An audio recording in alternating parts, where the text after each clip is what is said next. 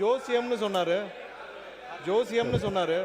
ஜோசியம் பார்த்து மஞ்சள் துண்டு போட்டதெல்லாம் ஆல்ரெடி தமிழ்நாடு பார்த்துருச்சு. ஜோசியம் பார்த்து மஞ்சள் துண்டு போட்டதெல்லாம் தமிழ்நாடு ஆல்ரெடி பார்த்துருச்சு.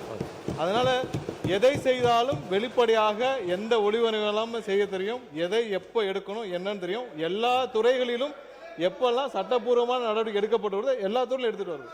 எல்லா துறைகளிலும் அந்தந்த துறையில எங்கெங்கெல்லாம் வயலேஷன் இருக்கோ, எங்கெங்கெல்லாம் விதிமீறல் இருக்கோ, அதுக்கான சட்டப்பூர்வம் நடக்கிற வழக்குகள்லாம் பதிவு செய்யப்பட்டு தான் வருது. அதனால நாங்க ஏற்கனவே இந்த ஜோசியம் பார்த்து மஞ்சள் துண்டி பார்த்துட்டோம், எல்லாரையும் பார்த்துட்டோம். ரொம்ப மாண்பு எதிர்கட்சி தலைவர் அவர்கள், பேரவைத் தலைவர் அவர்களே,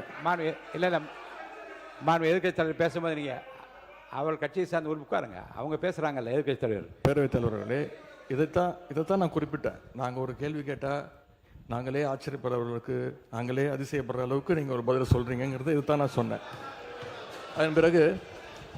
அதன் பிறகு ஜோசியக்காரன் அப்படின்னு சொல்கிறது தவறுன்னு சொல்கிறீங்க. நீங்கள் ஜோசியக்காரன்னு அப்பாயின்மெண்ட்டு நீக்கியிருக்கீங்க. ஜோசியங்கிற வார்த்தை ஒன்றும் ஜோசியக்காரங்கிறது தப்பான வார்த்தை கிடையாது.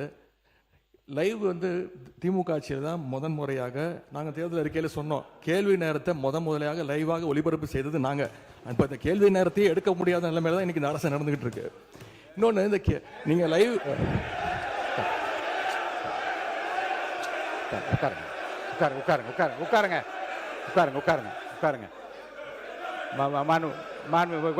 நீங்கள் மாண்பு எதிர்கட்சி தலைவர் கேள்வி நேரத்தை எடுக்க முடியாத நிலைமை அரசு இருக்கு என்பதை நான் அதை ஏற்றுக்கொள்ள முடியாது. என்றால் ஏற்கனவே நடக்கின்ற எல்லாவற்றையும் வெளியரங்கமாக உங்களுக்கு தெரியும். எத்தனை கேள்வி அனுப்பியிருக்கிறோம், எத்தனை பதில் வந்திருக்கிறது. அந்த கேள்வி நேரத்தை நடத்த முடியாத நேரத்திலும் மாண்பு உறுப்பினர்களை 55 விதியின் கீழ் கொடுக்கப்பட்டிருக்கிற தீர்மானங்களை எல்லாம் இங்கே கேள்விகளாக கேட்டு கூட பதில் பெற முடியுமா என்று பார்க்கின்ற முறை இங்கே கடைபிடித்து வருகின்றோம். எனவே கேள்விகளை பெறுவதில் கால தாமதம் இருந்தாலும் கூட இப்போது பதில் வரப்பெற்றிருக்கு. நேற்று முன்தினம் கூட அறிவித்திருக்கிறேன். 10 கேள்விகளுக்கு பதிலாக 5 கேள்விகளாக எடுத்துக்கொள்கிறோம் என்று நான் அறிவித்திருக்கிறேன். எனவே எடுக்கப்படவில்லை. நீங்கள் சொல்வதெல்லாம் நான் ஒத்துக்கிறேன். நான் உங்களை குறை சொல்லவே இல்லை. உங்களை நாங்கள் பாராட்டுகின்றோம். உங்களுக்கு ரொம்ப பொறுமையாக எல்லாரையும் ஹேண்டில் பண்ணுறீங்க. அதை பற்றி நாங்கள் கவலைப்படல. நேரலை நாங்கள் செய்யவில்லை அப்படின்னு சொன்னாங்க. சட்டமன்ற வரலாற்றிலே முதன்முறையாக நேரலை செஞ்சது திராவிட மாடல் அரசு, எங்களுடைய தலைவர் அவர்கள் தான். கேள்வி நேரம் ஒவ்வொரு நாளும் 1.5 மணி நேரம் 10 கேள்விகள் எடுக்கப்பட்டு அனைத்து எதிர்க்கட்சி தலைவர், அப்போ இருந்த அண்ணா திராவிட முன்னேற்ற கழக உறுப்பினர்கள் அத்தனை பேருக்கும் வாய்ப்பு கொடுத்தது எங்களுடைய தலைவர். அது லைவ் செய்யப்பட்டது. இப்போ நீங்கள் எல்லா நிகழ்ச்சியும் லைவ் பண்ணுறீங்க. இந்த பிரச்சனையை தான் உங்ககிட்ட சொல்கிறேன். லைவ் பண்ணுறதுனால என்னென்ன பிரச்சனைகள் வருது என்பதை உங்களோட கவனத்துக்கு கொண்டு வரேன். நீங்கள் அவை குறிப்பில் நீக்கிறேன் நீங்கள் நீக்கிட்டே இருக்கீங்க. ஆனால் எல்லாமே அங்கே ரீல்ஸாக மாற்றப்பட்டு அங்கே போய் கொண்டிருக்கிறது.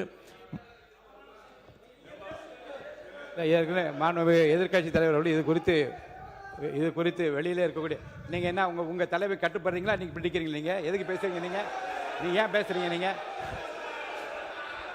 மாண்பு எதிர்கட்சி தலைவர் சொன்ன கருத்துக்கு ஏற்கனவே திராவிட முன்னேற்ற கழகத்தின் சார்பில் ஒரு மீடியா இங்கே நீக்கப்பட்டதை வைத்து அவர்கள் சித்திரம் வெளியிட்டு கொண்டிருக்கின்றார்கள். அதை பற்றி உரிமை குழுக்கு அனுப்ப வேண்டும் என்று ஒரு கடிதம் கூட நீங்கள் கொடுத்திருக்கின்றீர்கள்.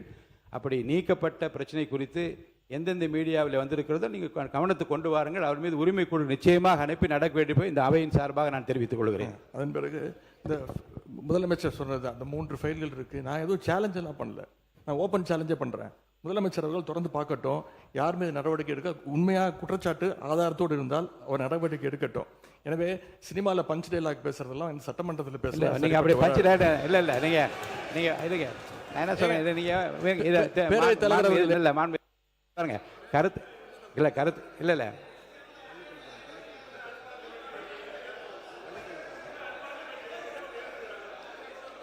மாண்புமிகு பள்ளிக்கல்வித்துறை அமைச்சர், மாண்புமிகு பேரவைத் தலைவர் அவர்களே, முதல்ல உட்காருங்க. இந்த கேமரா டீம் சைடு கொஞ்சம் காட்டுங்க. ஏங்க மாண்புமிகு இல்லங்க ஆனரபிள் ஸ்பீக்கர் மூலமா ரெக்வெஸ்ட் இந்த கேமரா டீம் அந்த சைடு கொஞ்சம் காட்டுங்க. மாண்புமிகு முதலமைச்சர் கருத்து என்ன சொல்றாங்க? அத நீங்க சினிமா நடிப்பது போல பஞ்ச் டயலாக்னா எப்படி எழுந்திருக்காம இருப்பாங்க? அப்புறம் தயவுசெய்து சொல்றேன், நீங்க சொல்லுகிற போது முதலமைச்சர் கருத்துன்னு சொல்லுங்க.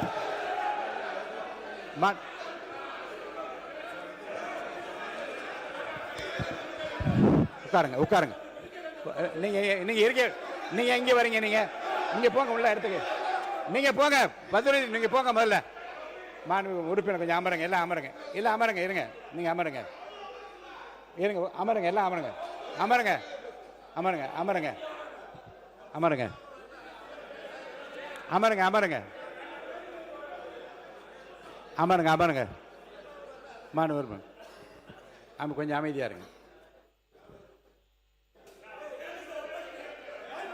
வாய்ப்பு தரேன், உட்காருங்க, உட்காருங்க, உட்காருங்க, மாண்புமிகு உட்காருங்க, எல்லாம் உட்காருங்க, எல்லாம் உட்காருங்க.